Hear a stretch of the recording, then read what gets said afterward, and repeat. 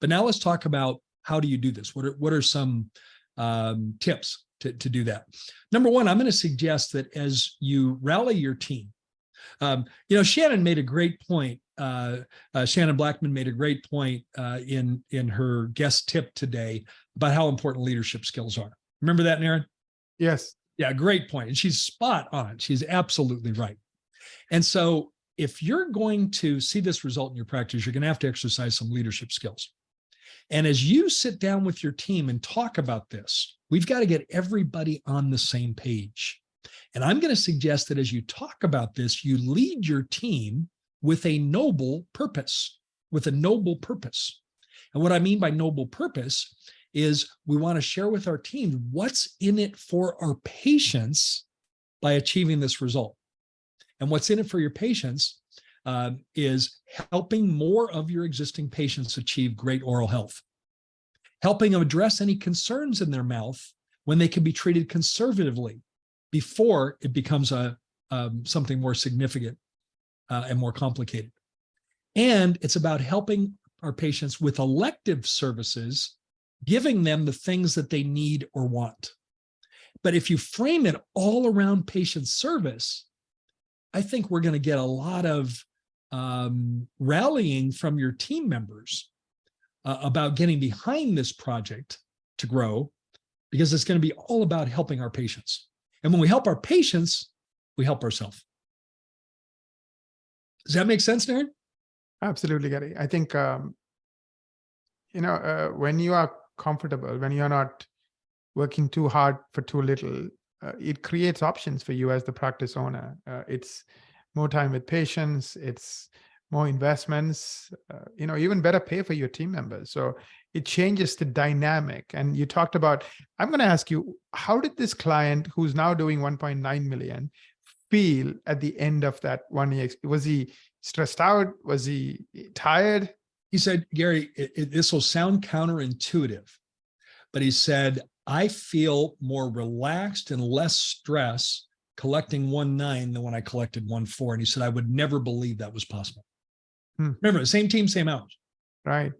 He said, I feel less stress. I feel more engaged. I feel more in control. Part of that had to do with our systems, getting systems in place. Right. But there were all kinds of positive byproducts. But he said, I never guessed that would have been possible when we set out this.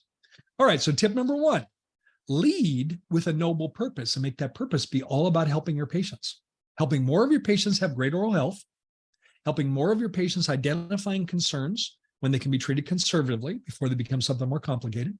And number three, looking at some elective or high value services, providing patients with the things that they want.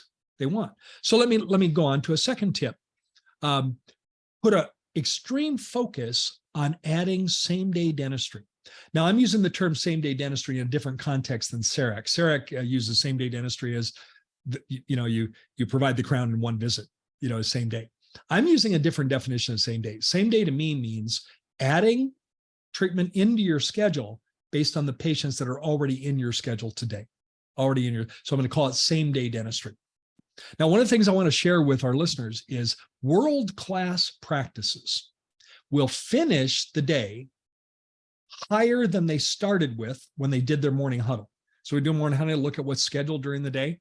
World-class practices will finish with more production at the end of the day, 80% of the time. 80% of the time. Now, I'd like to think that all of our listeners are either world-class practices or have the capability of being world-class practices, so they can do this. Does that make sense? What happens to average practices, Naren, in terms of daily production? What happens during the day? Goes down. I mean, they start, let's say, at 4,000 and they finish the day at 3,500 because of cancellations and no-shows. Yes. So a typical practice goes backwards from the morning huddle to the end of the day. World-class practices finish up above that goal 80% of the time, not 100% of the time, but 80% of the time. And it's all about building a culture in your practice, a can-do culture of serving your patient. So for example, something as simple as the hygienist saying to you, Naren, I know doctor has recommended fillings for that area on your upper left. I'm concerned about those. Fillings don't get better on their own.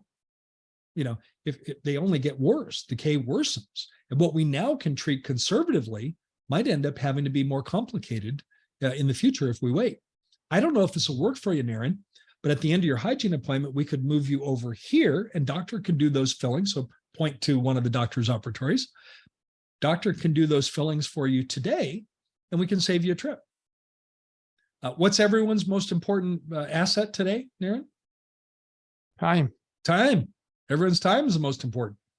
And also, if they happen to have insurance benefits, and you know, even for our clients that are fee for service, we still want to help our patients get their benefits. And Aaron, if you do have insurance benefits, it'd be good to use those, because unused benefits don't carry over at the end of the year. They go back to the fat cats at the insurance company. So we can talk about insurance benefits. But very often the idea of saving time, that's not going to work 100% of the time, Naren. But you'd be surprised how often it will when we present that. So in the morning huddle, we look at opportunities to add in same-day dentistry. We identify a morning and afternoon emergency slot that might work best in our schedule. And we steer, if we happen to get any emergencies, we steer those to those two slots. So tip 2 is really focusing on adding same-day dentistry. Tip number 3 is, doctor, I'm going to ask you to assign a specific person on your admin team as the doctor scheduling coordinator. The doctor scheduling coordinator. And I'm going to ask you to set a goal, a daily goal for that person to schedule to that goal. And in doing so, I'm going to ask you to ramp that up 10% or more, whatever the percentage you want. So when you're calculating what the daily goal is, it's going to be built in to what growth you would like to achieve. And so we're going to have a dedicated person working on your schedule. Now, you may have multiple team members doing scheduling and they can all schedule, but I want one person accountable for your schedule. And you might even consider bonusing that person, individually bonusing that person. For example, you could say that if you're scheduled at 100% of the goal, remember the new goal is going to be higher because we're building in the growth. If we're scheduled at the end of the month at 100%, you're going to provide a bonus. That bonus might be $250 a month. And if you're at 110% or higher at the end of the month, we'll double that bonus to $500 a month. And by the way, you'll notice that that bonus would pay for itself in the performance. Now, that's something that we might consider in a practice. And again, I'll use that strategically as I get to know our clients and get to know their practices. That's something we might use. It's a tool we might have on our hip pocket. So there's 3 tips that you can use to really fuel strategic growth in your practice. Lead with a noble purpose, all about your patients. Number 2, focus, like laser-like, on adding same-day dentistry. And number 3, identify a dedicated team member to work on your schedule, to be responsible and accountable for your schedule.